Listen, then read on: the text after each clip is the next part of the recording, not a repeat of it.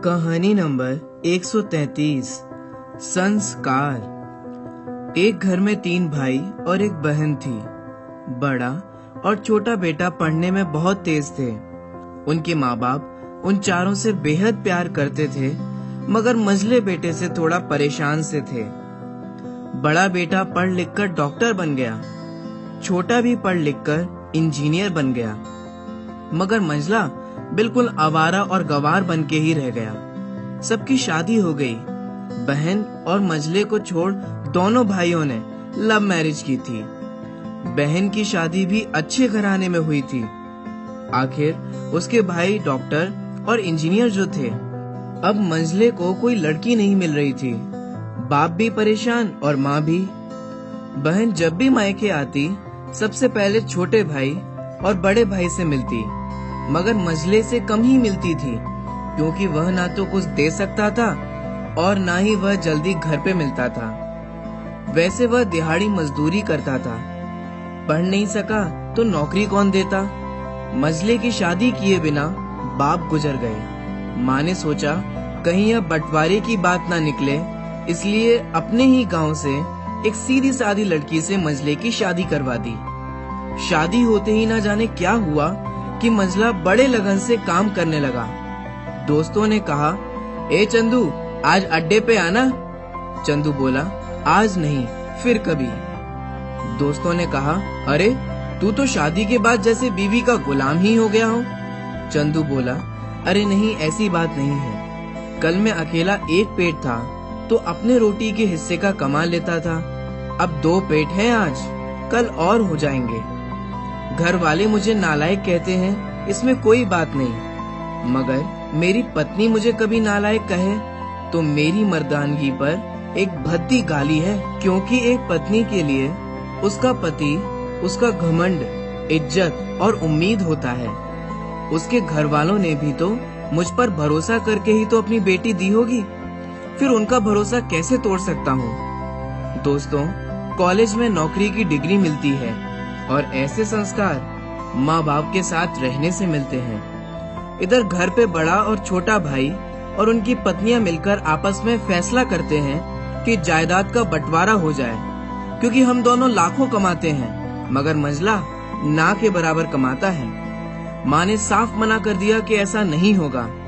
माँ के लाख मना करने पर भी बंटवारे की तारीख तय हो जाती है। बहन भी आ जाती है, मगर चंदू है कि काम पे निकलने के लिए बाहर आता है।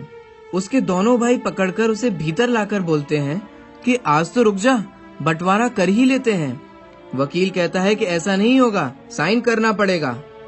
चंदू बोलता है, तुम लोग बंटवारा करो, मेरे हिस्से में जो देना है दे देना, मैं शाम को आकर अपना बड़ा सा अंगूठा चिपका दूंगा। बहन बोलती है, अरे बेवकूफ, तू गंवार का गंवार ही रहेगा। तेरी किस्मत अच्छी है कि तुझे इतने अच्छे भैया मिले हैं। माँ बोलती है, अरे चंदू, आज रुक जा। बंटवारे में कुल 10 बीघा जमीन में दोनों भाई 5-5 रख लेते हैं और चंदू के लिए पुश्तैनी घर छोड़ देते हैं। तभी चंदू जोर से चिल्लाता है, अरे फिर हमारी छुटकी का हिस्सा कौन सा है। दोनों भाई हंस करके बोलते हैं, अरे मूर्ख, बंटवारा भाइयों में होता है और बहनों के हिस्से में सिर्फ उसका मायका ही है। चंदू बोलता है, अच्छा, शायद पढ़ा लिखा ना होना भी मूर्खता ही है। ठीक है, आप दोनों ऐसा करो, मेरे हिस्से की वसीयत मेरी बहन छुटकी के नाम कर दो। दोनों भाई आश्चर्यचकित होकर बोलते हैं, और तू? चंदू माँ की ओर देखकर मुस्कुराकर बोलता है, मेरे हिस्से में माँ है ना। फिर अपनी बीबी की ओर देखकर बोलता है, क्यों चंदुनी जी, क्या मैंने गलत कहा? चंदुनी अपनी सास से लिपट कर कहती है, इससे बड़ी वसीयत क्या होगी मेरे लिए कि मुझे माँ जैसी सासू मिली और बाप जैसा ख्याल रखने वाला पति। बस यही शब्द थे जो बंटवारे को सन्नाटा में बदल दिया। बहन दौड़ करके अपने गंवार भैया से गले लगाकर रोते हुए कहती है कि माफ कर दो भैया, क्योंकि मैं समझ ना सकी आपको। इस पर चंदू कहता है, इस घर में तेरा भी उतना ही अधिकार है जितना हम सभी का। बहुओं को जलाने की हिम्मत किसी में नहीं होती, मगर फिर भी जलाई जाती हैं, क्योंकि शादी के बाद हर भाई और हर बाप उसे पराया समझने लगते हैं।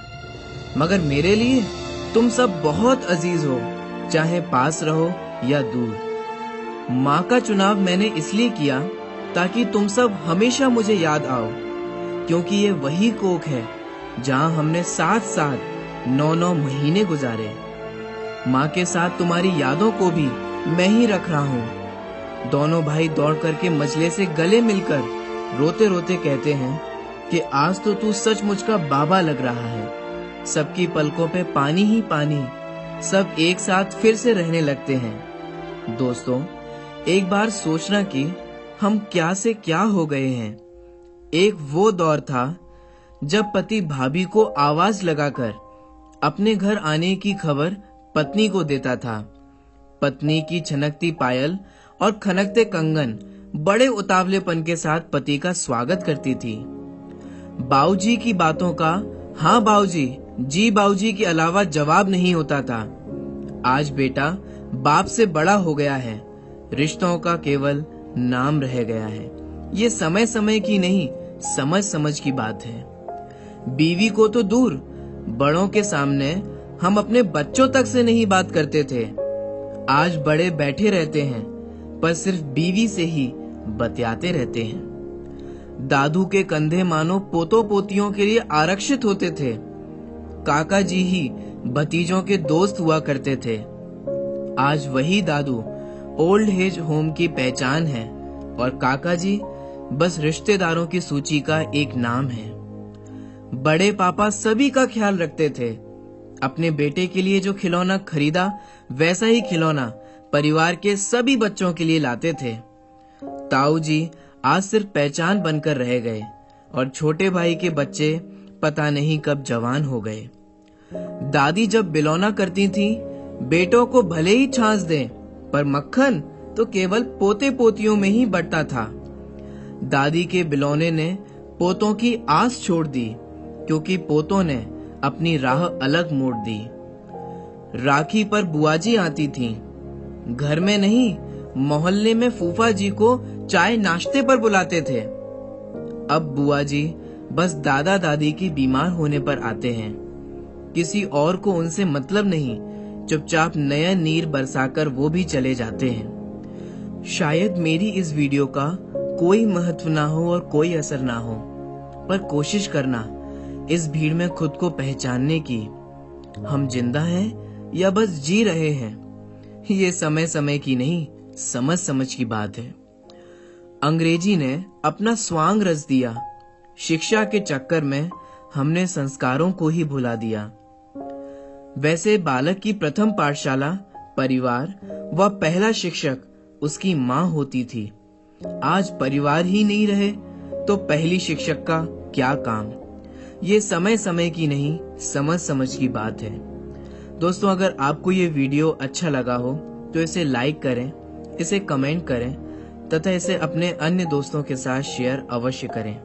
आपने ये वीडियो अंत तक देखा और अपना बहुमूल्य समय इस वीडियो को देखने में लगाया, अतः हृदय से बहुत बहुत धन्यवाद।